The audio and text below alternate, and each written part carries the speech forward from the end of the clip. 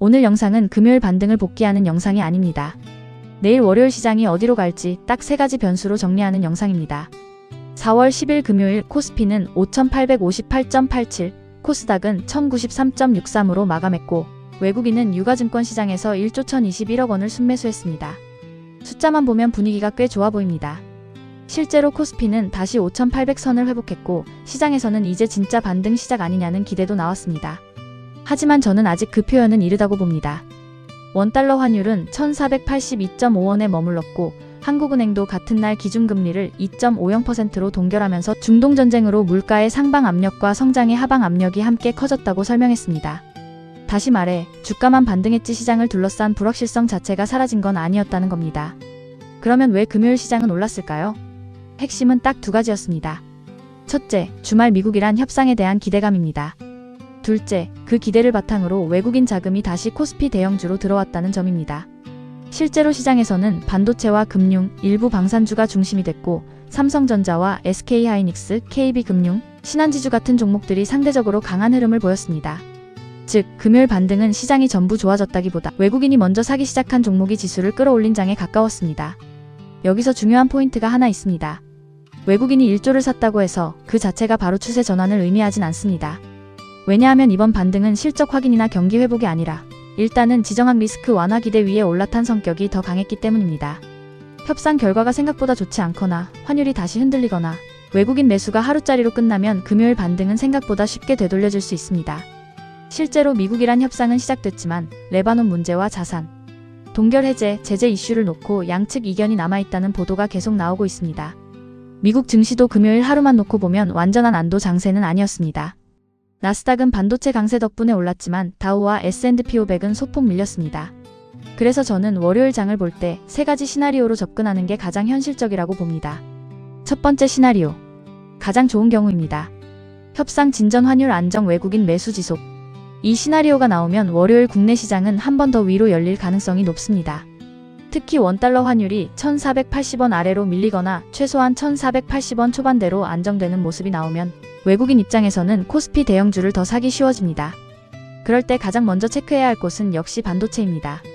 금요일에 이미 외국인 매수의 중심이 반도체와 금융에 있었기 때문에 월요일에도 삼성전자와 SK하이닉스가 시가부터 강하게 출발하고 그 힘이 유지되는지를 봐야 합니다. 금융주에서는 KB금융, 신한지주처럼 실적 기대가 붙는 종목들이 다시 따라붙는지 같이 보시면 됩니다. 이 그림이 나오면 금요일 반등은 단순한 하루짜리 반등이 아니라 단기 추세 복원 시도로 해석할 수 있습니다. 두 번째 시나리오, 가장 가능성이 높은 중립 시나리오입니다. 협상은 이어지지만 뚜렷한 결론은 없고 시장은 확인 모드로 들어가는 경우입니다. 이 경우 월요일 시장은 초반에 강하게 출발하더라도 위아래 흔들림이 꽤 크게 나올 수 있습니다. 특히 금요일에 먼저 올랐던 반도체와 금융이 장 초반에 강한데도 종가까지 힘을 못 지키면 시장은 기대는 반영했지만 확신은 아직 없다는 메시지를 주는 겁니다. 환율도 1480원대 중후반에서 크게 못 벗어나고 외국인 매수 강도도 금요일보다 줄어들 가능성이 있습니다. 이런 날은 지수 숫자보다 누가 사는지, 장중 고점을 지키는지, 주도주가 밀릴 때 얼마나 버티는지가 훨씬 중요합니다. 쉽게 말해 시장이 좋아 보인다고 무조건 추격하는 날이 아니라 강한 종목만 살아남는지 확인하는 날이 됩니다. 금요일 반등을 그대로 믿기보다 그 반등의 질을 확인하는 날이라고 생각하시면 됩니다. 세 번째 시나리오, 가장 조심해야 하는 경우입니다. 협상 관련 뉴스가 꼬이거나 환율이 다시 위로 튀고 외국인 매수가 꺾이는 경우입니다. 이 시나리오가 나오면 금요일 반등은 상당 부분 기대 선반영이었다는 해석이 강해질 수 있습니다. 특히 원달러 환율이 1480원대 후반이나 그 이상으로 다시 불안해지면 외국인 입장에서는 환차손 부담이 다시 커집니다. 그러면 반도체와 금융부터 차익 실현이 나올 수 있고 지수는 생각보다 빠르게 밀릴 수 있습니다. 한국은행도 이미 공식적으로 중동전쟁이 물가와 성장, 금융 외환시장 모두에 부담을 주고 있다고 밝혔기 때문에 협상 변수가 틀어질 때 시장이 받는 충격은 가볍지 않을 수 있습니다. 이 경우에는 월요일 장을 싼 가격의 기회로 보기보다 먼저 리스크가 어디까지 다시 반영되는지를 확인하는 게 중요합니다. 즉, 반등을 놓치는 것보다 잘못된 추격을 피하는 것이 더 중요해집니다. 그럼 월요일 아침 실제로는 무엇을 보면 될까요?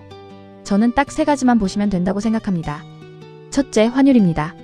환율이 안정되면 시장이 안심하고 있다는 뜻이고 환율이 다시 튀면 아직 리스크가 끝나지 않았다는 뜻입니다.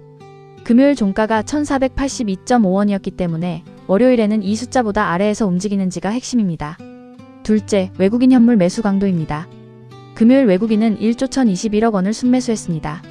중요한 건 월요일에 그 매수가 이어지는지 아니면 하루짜리 이벤트성 매수였는지입니다. 특히 삼성전자, SK하이닉스, 금융주로 계속 자금이 붙는지 보셔야 합니다.